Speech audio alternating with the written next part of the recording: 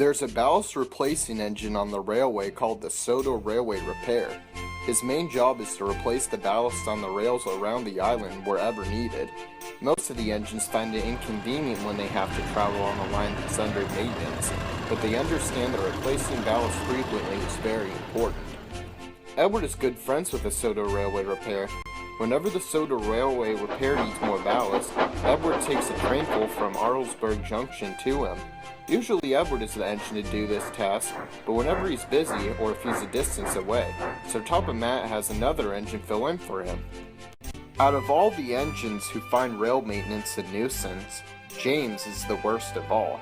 One morning he was getting ready to take a passenger train to Brendon Docks while his driver was talking to the station master. When they were done talking, his driver came up to him. "We have to go slowly on the line just out of the station," he told him. Like most mainline engines, James hated going slow. "Why?" he said rudely.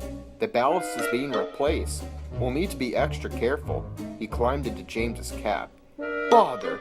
That means I'll be late. All because of some silly rocks."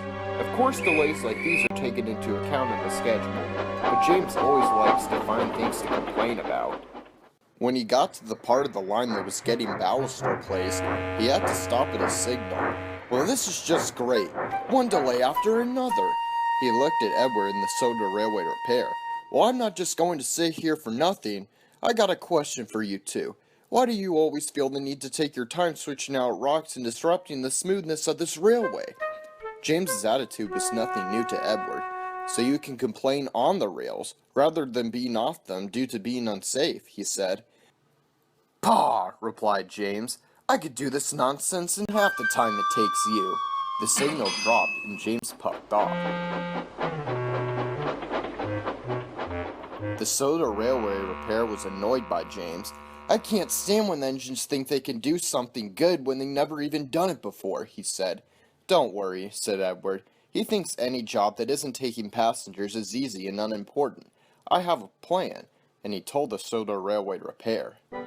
The next time Edward was far away and couldn't take the ballast train, he recommended James for the job.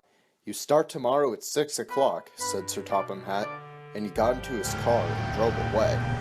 "Of course I have to take the ballast train before I have to take my passengers. I'll be a mess," said James. Gordon saw that James was annoyed. "You know, James," he said, "if you do the job fast, he'll be least likely to get dirty." "I'm not going to lie, that's not a bad idea," said James. "That way I'll be able to show Edward how much faster I can do the job than him." The last time Edward took advice from Gordon, Thomas ended up crashing and floating across the river. James should have remembered this, but he was determined to prove Edward wrong. He got to Arlesburg Junction early, and the trucks weren't even loaded yet. Frank was shunting in the yard. "Hey, Frank," called James, "where's the ballast?" "Bert won't be here with it for another hour or so," Frank replied, and he went to get more trucks. "Bother," James thought to himself, but then he looked over at a siding that had some trucks with ballast.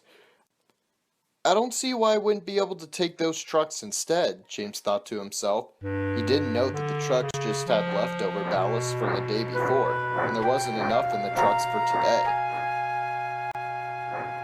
The Sodor Railway Repair was surprised to see James so early. "Well, here's your ballast. Can't stay and chat. Gotta pull a passenger train." And he quickly puffed away. The Sodor Railway Repair didn't think much of James's rushing, but as soon as he started working, he noticed that there wasn't enough ballast. "Oh no," he said. "I had a feeling something like this would happen." He did what he could, but he couldn't do much. The line had to be closed off for the rest of the day. This caused confusion and delay.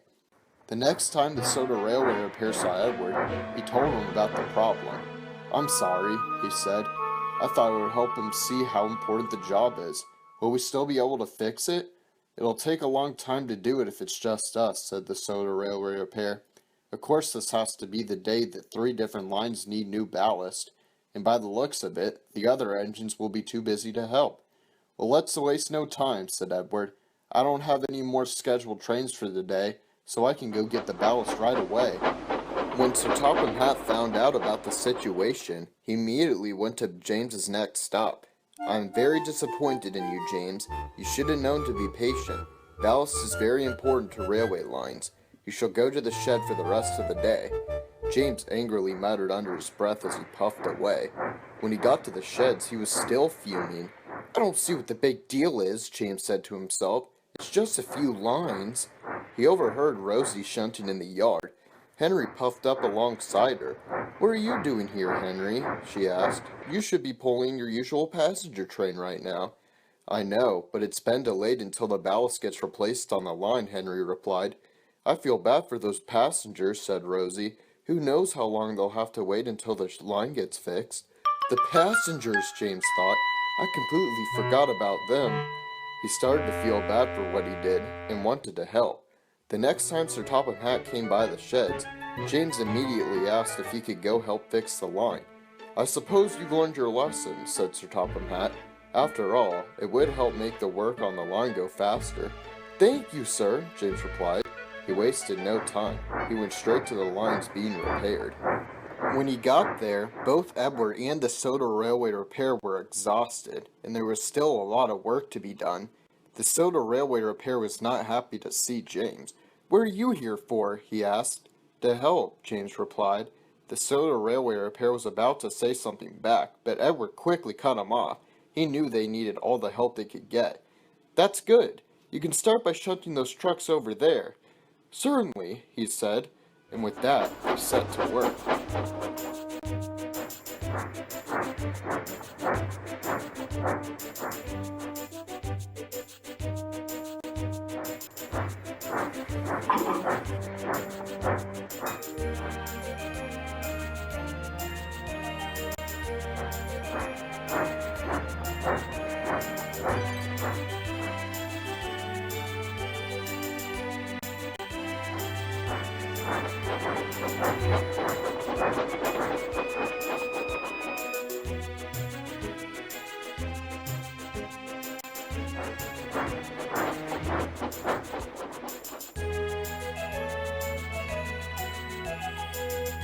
At last, all the lines were repaired, and the trains were able to run. It was dark out when they were finished, and James and Edward were tired, so they spent the night at the goods shed with the Sodor Railway Repair. James thought this was a good time to apologize. "I want to say I'm sorry for causing all the trouble that I did this morning," he said. "Apology accepted," said the Sodor Railway Repair. "Your hard work tonight makes up for it." "You should be proud," said Edward. "It's good to apologize, but it shows you really mean it when you put things right." James is now good friends with the Sodor Railway Repair. Whenever James sees the Sodor Railway Repair out fixing the lines, he always whistles to him. Even though he can't whistle back, he knows that he is hard at work making the lines of Sodor a safer and better place.